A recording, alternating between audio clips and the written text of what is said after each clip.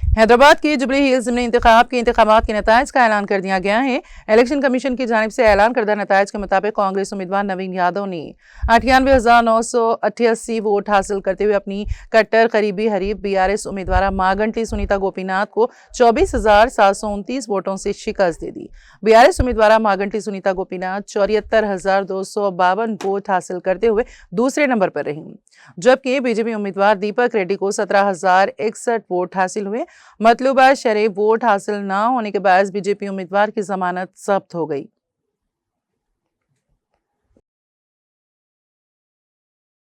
मैं बहुत बहुत शुक्रिया करना चाहता हूँ हमारे जो पब्लिक को, जो मेरे ऊपर भरोसा रखकर इतना एक मैंडेट दिए, मेरे को इतना अच्छा मेजॉरिटी दी है। मैं सबका शुक्रिया अदा करता हूँ जो भरोसे से मेरे को जीता है। हर टाइम पब्लिक के बीच में रहते हुए उनके तकलीफ दूर करते हुए एक अच्छा नाम कमा लेता हूँ।